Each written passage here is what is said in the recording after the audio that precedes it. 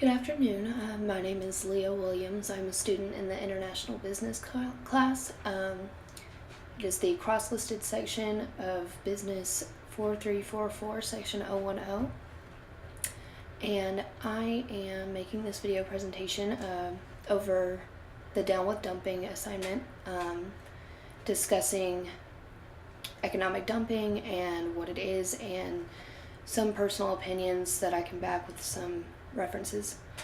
So to start off, what is dumping?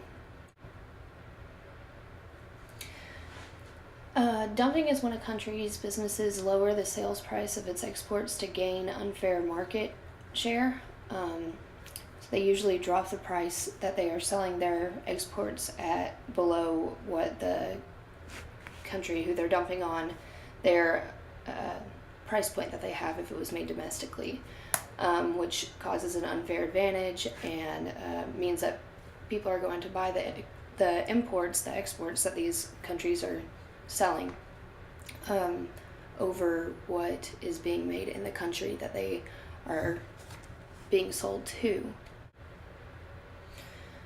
Another reason why it's so important to discuss dumping is because international trade theories are arguing that nations should open their doors to trade. There should be more free trade. And because of dumping, governments are having to enforce tariffs that impinge on that free trade. So dumping has become so popular because the World Trade Organization actually cannot do anything directly to the companies that are producing the products that are being sold at the lower price point. They can only punish the governments of the countries that they suspect are dumping on their economy. So the World Trade Organization allows countries to retaliate against nations whose producers are suspected of dumping if two things can be shown. One is that the alleged offenders are significantly hurting the domestic producers, and two, the export price is lower than the cost of production or lower than the home market price. There are alternatives to bringing anti-dumping cases before the World Trade Organization. President George W. Bush actually used Section 201, the Global Safeguard investigation, to put tariffs on steel imports after they were being threatened by dumping. So the threats to the steel industry that Bush was trying to protect us against was actually imports from Brazil, the European Union, Japan, and South Korea, and then he also had to put tariffs on shrimp imported from China and Vietnam. So obviously this is a threat coming from many different places, not just one specific. And again, the World Trade Organization can only punish the governments of these countries for the dumping and not the companies themselves or the industries, distributors that are actually doing the dumping. So the hope of anti-dumping tariffs is that it will actually put the dumpers out of business and prevent them from undercutting the prices charged by producers in a target market. So those who are against anti-dumping tariffs argue that once the tariffs are imposed, they're very, very hard and very rarely taken away or removed. So it costs companies and governments a lot of time and money also to argue their cases and to impose the tariffs on the dumpers.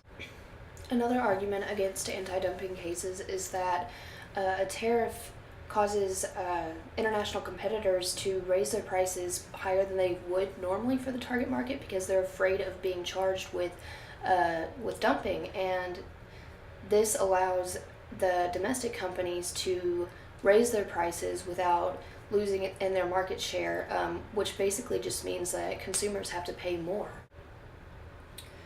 Now there are advantages to the country who is doing the dumping if they're not charged, as in it creates jobs for its residents, and it does have the opportunity to become an industry leader if they are successful. But there's also a temporary advantage for the consumers in the country that they are dumping on, because that would essentially mean that they are able to buy a product just like one made domestically for a lot cheaper.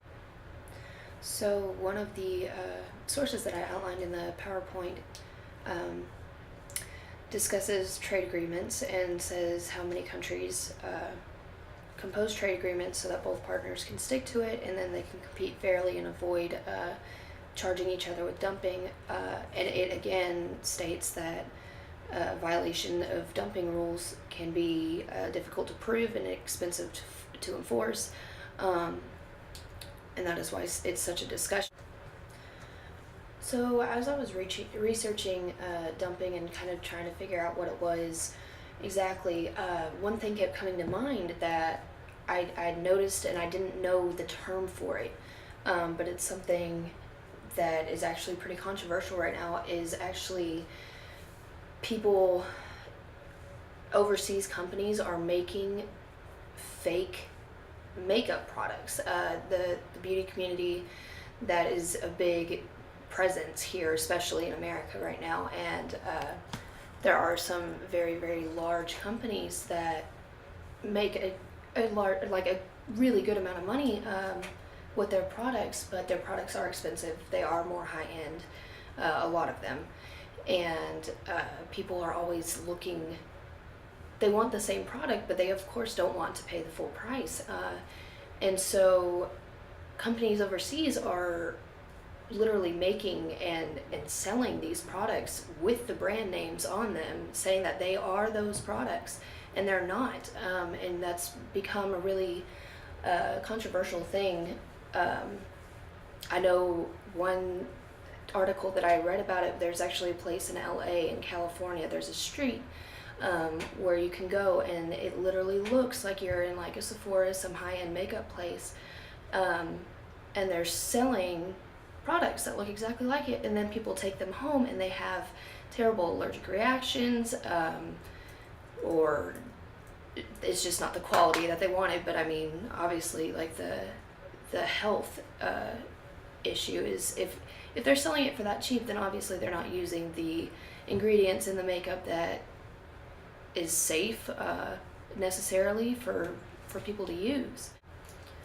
So there are a lot of people who are understandably very infuriated with this knowledge, but there are others who are they'll still vouch for the products. I mean, I heard of an example of a product that was being sold, the real product was being sold for $30, somewhere around there, and then they were going to this street in LA and they were able to buy the same product with the same label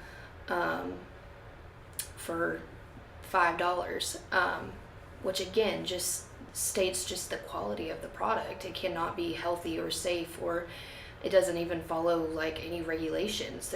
They're not being monitored by anybody, and that's very concerning for a lot of people. Now, some people are targeting these street vendors, saying that they're dumpers, basically. That's not the term they use, but that's what they're saying. But there's also some that are defending them, saying that, you know, it's created a job for them. It's just a way that they're making money. It's not like intended to hurt anybody, and maybe that's true, but it is hurting people, and it is a problem. And while it does create jobs for those people, it is overall just hurting our economy and their economy as well. So one of the questions in our text was, after that article that we read, Down on Dumping, and it reads, people love finding a bargain on their favorite items while shopping, but few people would likely want those items made in the home market, which would create jobs if it meant paying a higher price for them. Do you agree with this sentiment? Explain. So I believe, yes, I do agree with the sentiment, but it depends on the consumer, and I believe it depends on the good.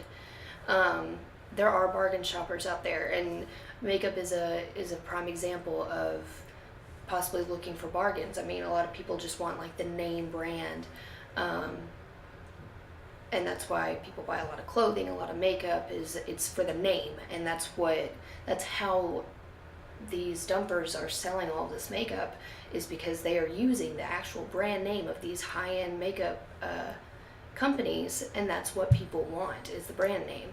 They want the stigma that comes with it. But then again, there are products such as vehicles that, especially I'll say here around Stephenville and here in Texas, we're very gung-ho about getting something that's made domestically. We don't want the foreign cars. And that's something that we take pride in, is especially our trucks. I know some of the sportier cars, yes, we do want the foreign cars, but for trucks, people want domestic.